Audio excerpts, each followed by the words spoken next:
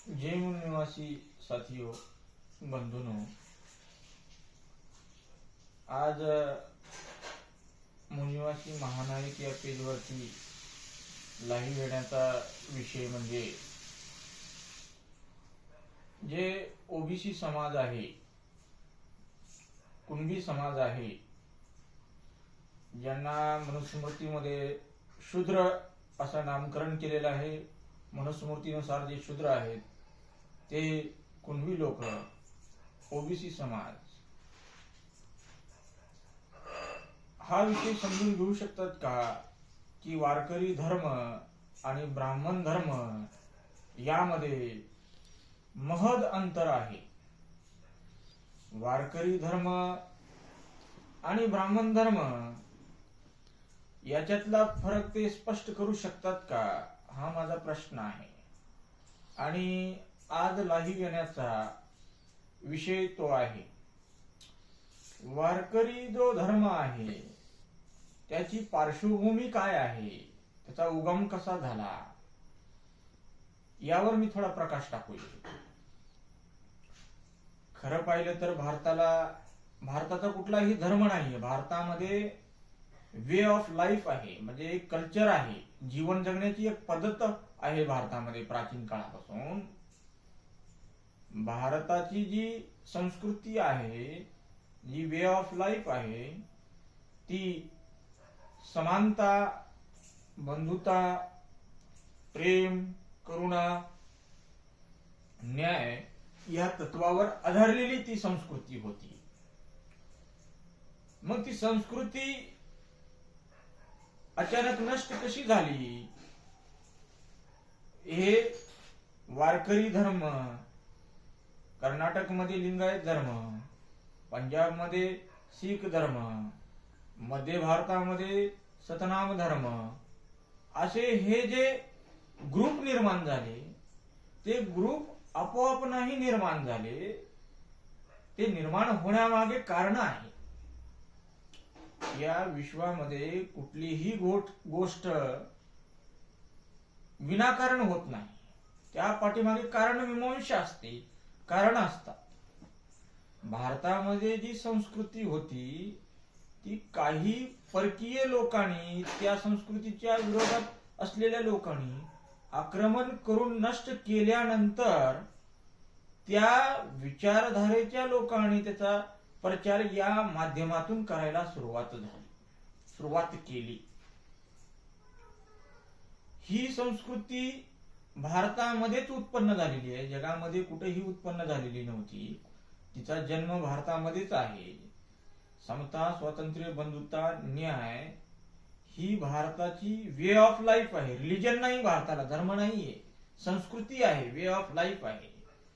मग युरेशियन लोकांच्या आक्रमणामुळं, मध्य कालखंडामध्ये मुघलांच्या आक्रमणामुळं, ग्रीक आक्रमणामुळं या संस्कृतीवर हल्लाबोल झाला.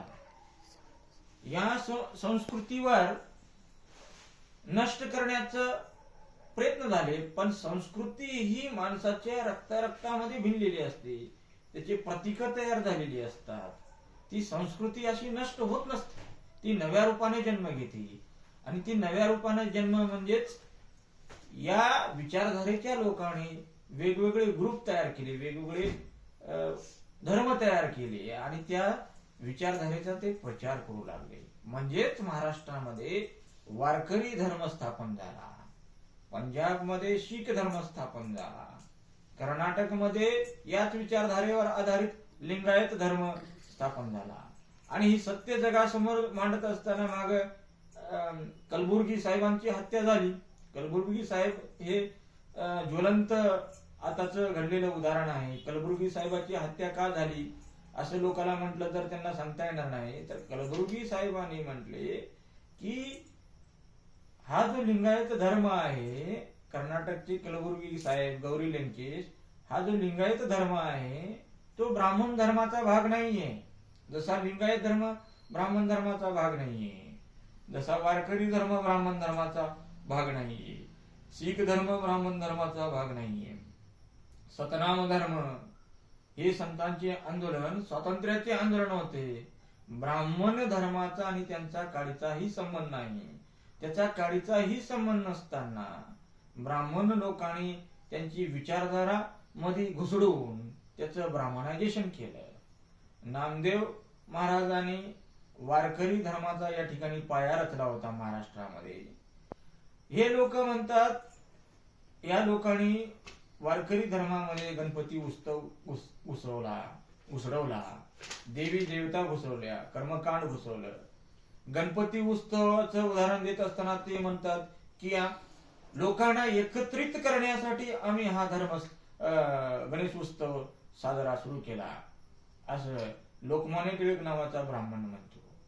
मग मला त्यांना असं प्रश्न विचारायचा आहे, अरे बाबा, आम्ही वारकरी धर्मामध्ये काही एकत्र नव्हतो का? तू एकत्र आणणारा आम्हाला कोण आहेस? आमच्या आई वडिलांनी, आमच्या मायबापांनी, आमच्या संतांनी आम्हाला एकत्र करत असताना तुम्ही मध्ये टांग अडवली, तुम्ही मध्ये नाना तऱ्हेचा संतांचा छळ केला आणि परत तुमचं षडयंत्र चालू केलं. आम्ही तुम्हाला एकत्र आणतोय. आम्ही वारकरी धर्मामध्ये एकत्र नव्हतो का? वारकरी धर्मामध्ये कोण नाही झाला? स्त्रिया झाल्या, संत जनाबाई झाली, गोरा कुंभार झाला, सेना नावी झाला, तुकोबाराय झाली, नामदेव महाराज झाले, चोका महार झाला. हे कुठून आले? आकाशातून आले का? एकत्र असल्याशिवाय आले का? म्हणजे या भटब्राह्मणांना ही वारकरी धर्माची जी शिकवण आहे ती नष्ट करण्यासाठी ह्यांनी पुन्हा हे षडयंत्र करून मध्ये घुसवलेलं आहे आणि मध्ये घुसून त्याचं ब्राह्मणायझेशन केलेलं आहे. तुकोबारायच्या गाथा बुडवून मध्ये खोट्या गाथा घुसडलेल्या आहेत. तर मी या लोकांना प्रश्न विचारू इच्छितो की वारकरी धर्म आणि ब्राह्मण धर्म याच्याचा काडीचाही संबंध नाही. तुम्हाला याच्यातला फरक स्पष्ट करता आला पाहिजे. वारकरी धर्म हा ब्राह्मण धर्माचा भाग नाही, तर तो भारतीय संस्कृतीचा भाग आहे. ब्राह्मण लोक हे येथील नाहीयेत. ते आपल्या वाडवडिलांना, बापजाद्यांना, संतांना शिव्या घालत आहेत, छळ करत आहेत. रामेश्वर भट, मंबाजी भट यांनी तुकोबारायचा साधा छळ केलेला नाही, तुकाराम महाराजांचा साधा छळ केला नाही. आह साळुंखे यांचं पुस्तक आहे की तुकोबारायांचं विद्रोही तुकाराम म्हणून हे पुस्तक आहे. त्यामध्ये त्यांनी हे स्पष्ट केलेले डॉक्टर आह साळुंखे यांनी की तुकाराम महाराजांची हत्या झालेली आहे. मग ह्या लोकांना हे कळतं का? आमच्या कुणबी समाजांना. तरी या ठिकाणी तुम्ही समीक्षा केली पाहिजे. माझं असं म्हणणं आहे की तुम्ही समीक्षा केली पाहिजे, विचार केला पाहिजे, अंधानुकरण नाही केलं पाहिजे. प्रत्येक गोष्ट होण्यामागे कारण असतं. मग ती तुम्ही समीक्षा न करता, त्यांचा काही संबंध नसताना तुम्ही त्यांची विचारधारा स्वीकारत आहे. आणि ही जी आपली समता, स्वतंत्रता, बंधुता, न्याय यावर आधारित जी विचारधारा आहे त्याचा त्याग करत चाललेला आहात. आणि जी विषमतावादी विचारधारा आहे त्याचे प्रतीक, त्याची विचारधारा, त्याचा प्रचार तुम्ही करू लागलेला आहात. याचं तुम्हाला भान आहे का? हा माझा खरा सवाल आहे. धन्यवाद.